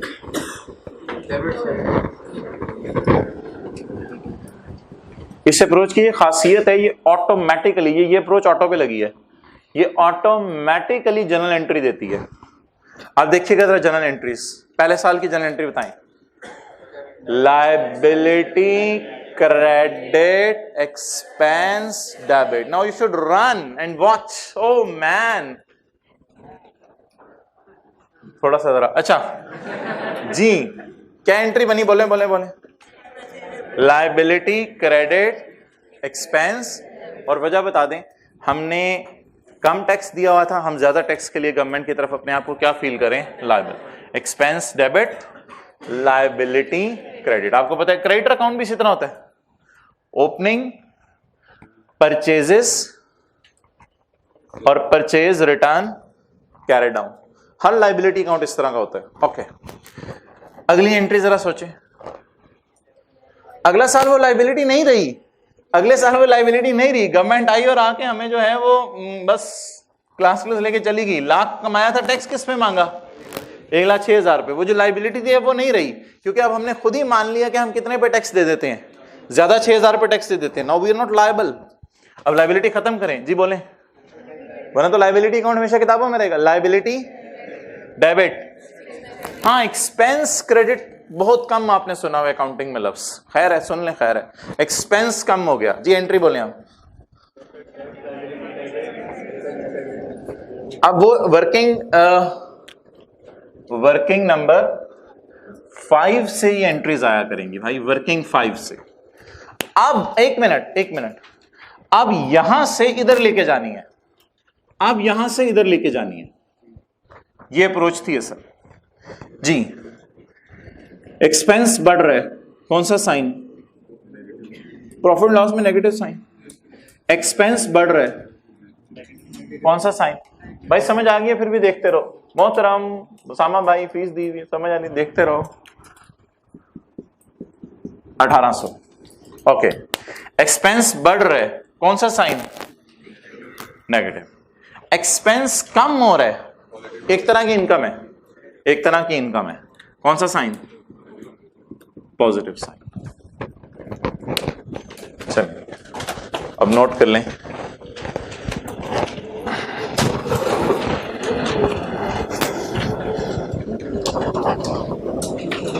ओ प्लीज, वर्किंग 4 और 5 को देख के नोट नहीं करना। जिन्होंने देख के नोट किए वो देखे बगैर दोबारा नोट करें प्लीज। 4 और 5 को देख के नोट नहीं करना। आगे आगे खड़े हो आप, 4 के आगे खड़े हो, मैं 5 के आगे खड़ा होता हूँ, नहीं गुजारा नहीं चलेगा। आप 5 के आगे आओ, मैं 4 के आगे खड़ा होता हूँ, आप लोग करें। ओके, हमारी तरफ रखें कैमरा। ओके, अच्छा ये होमवर्क है। अच्छा, इसके नीचे भी तो सवाल डालना है। एक और, हाँ मैंने इससे बताए 4 से सवाल नहीं होने चाहिए, बस यहाँ से बात होगी है।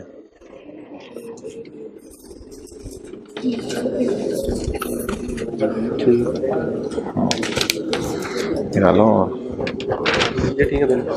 हाँ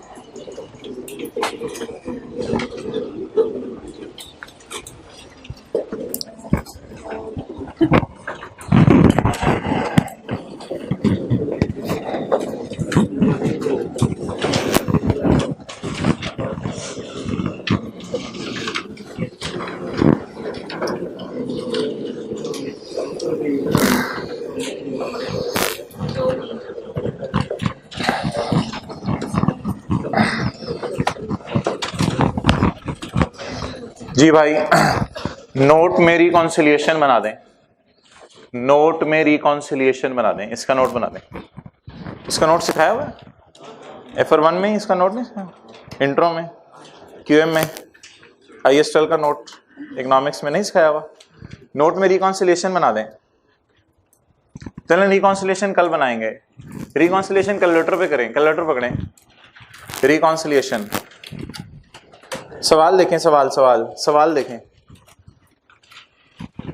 प्रॉफिट बताएं, प्रॉफिट 1 लाख और सवाल का मतलब होता है क्वेश्चन आंखों के सामने हो। Wait man, polo shirt, wait जी। प्रॉफिट बोलें कितने? 1 लाख। पीबीटी सवाल में तो पीबीटी है ना। मैं कह रहा हूं सवाल वेख, तू कह रहे केड़ा वाला प्रॉफिट, सवाल च केड़ा है फिर? ओके, मेरी इनकी बात ही। अच्छा जी, तो प्रॉफिट बोले सवाल में कितने?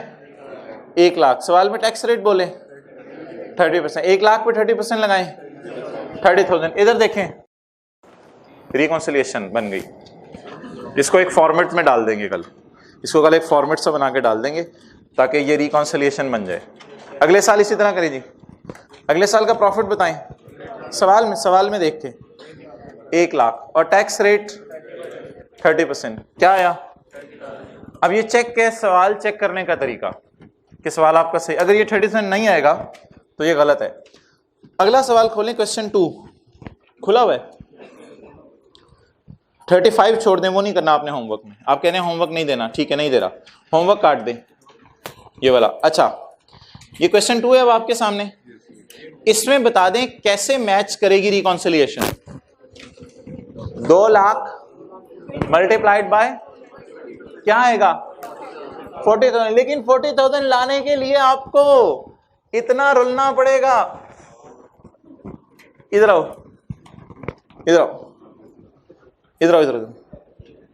वो उधर जाओ, वर्किंग 5 के कोने पे जाओ। अब इधर बॉल पॉइंट, आपको इतना रोलना पड़ेगा। उधर रखना वर्किंग 5 के कोने के टी काउंट के ऊपर हाथ। हाँ, मैं वर्किंग 1। ये आपको रुलना पड़ेगा। किस लिए? ये आपको रुलना पड़ेगा। किसके लिए रुलना पड़ेगा? क्या करने के लिए बोलें? ये रिकॉन्साइल करने के लिए आपको सारी वर्किंग्स करनी पड़ेंगी। जनरल एंट्री एडिशनल है,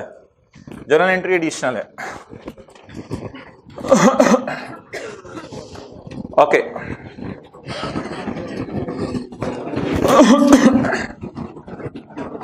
भाई कॉपीज करा के लाओ जल्दी से होमवर्क।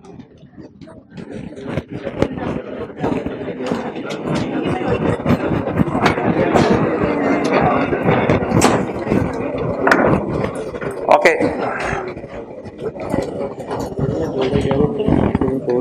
पहले था टेस्ट में इसी तरह बस जा रहे हैं लोग। Okay, watch here, working 4।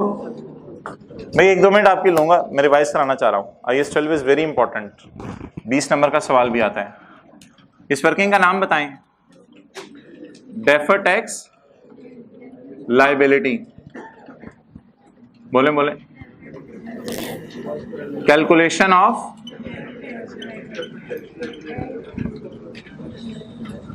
मैं देख रहा हूं इससे कौन टेंटिव नहीं है। Calculation of defer tax liability as on 31/12/15। Asset का नाम पीपी, एसेट का नाम पीपी। रेड शर्ट खड़े हो जाओ, पकड़ा गया, खड़े हो जाओ। कैरिंग अमाउंट 31/12/15 की रात को अकाउंटिंग वालों की नजर में कितने का था? 18 का। You can solve this question in rupees in 1000 time जाया किया मैंने। कैरिंग अमाउंट टैक्स बेस 31/12/15 की रात को टैक्स वालों की नजर में कितने का था? 12,000। भाई रूल आज का ये है, if carrying amount of asset is greater than, then it will give taxable temporary difference. Why taxable? Mind में बार बार हिट होगी तो बात याद रहेगी। How much is taxed? How much is, कुछ लोग टाइम दे रहे हैं और दिल से सुन रहे हैं बात, हाउ मच इज टैक्स्ड 94,000, क्योंकि होता ये 2-3 दिन गुजर जाते हैं, फिर बच्चे कहते हैं जरा लॉजिक रिवाइज करा दे, फिर टाइम नहीं होता उस वक्त। हाउ मच, अब क्या फायदा, आप भी तो नीचे देख रहे हैं, अब उम्र देखे ना बैठे। How much is taxed, how much is taxable, इसलिए इस डिफरेंस का नाम बताएं। लेकिन जब ये ग्रेटर आएगा तब आया करेगा, जब लेस आएगा फिर कभी देखेंगे उस सवाल में। ओके, कितना? 6,000। It is called as taxable temporary difference. जी, टैक्स, एक छोटी सी चीज मैं ऐड करा रहा हूं, जब ये टैक्सेबल हुआ करेगा हम पॉजिटिव साइन लगाया करेंगे, क्योंकि नीचे कुछ और भी होंगे पॉजिटिव नेगेटिव, फिर नेट करने पड़ा करेंगे। ये ऐड करा दिया बात, मैंने पहले नहीं की थी।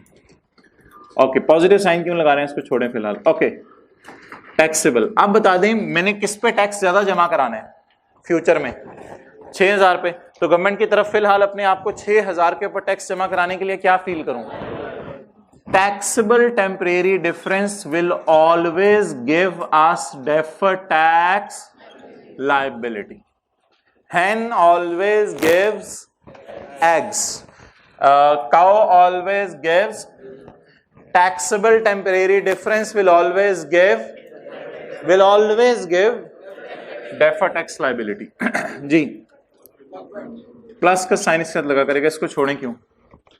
इसलिए कि लाइबिलिटी आमतौर पे बस छोड़ें, साइंस की बात करेंगे। ओके, ये पहले साल के एंड पे कैलकुलेशन होगी। दूसरे साल 31, 12, 16। Okay, now what is liability as on 15? Liability का कैरी डाउन इधर आता है 1.8। What is liability as on 16?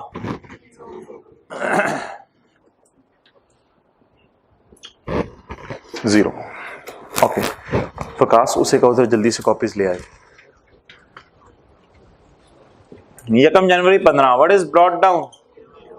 0। 1 जनवरी 16, what is brought down? 1.8। इसके साथ क्या लिखा है आपने? वर्किंग फोर नहीं लिखा आप लोगों ने, working for, source of figures लिखा करें, वर्किंग फोर। वो तो बैगों के अंदर पड़े ना register. Deferred tax expense balancing 1.8।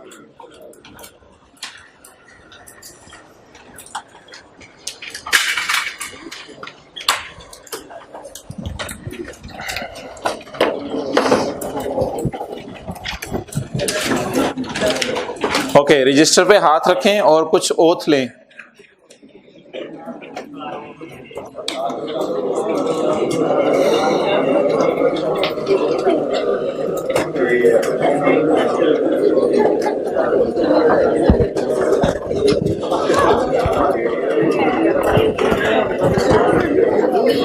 बैठे रहें, बैठे रहें, बैठे रहें, बैठे रहें, बैठे रहें, कोई जल्दी नहीं।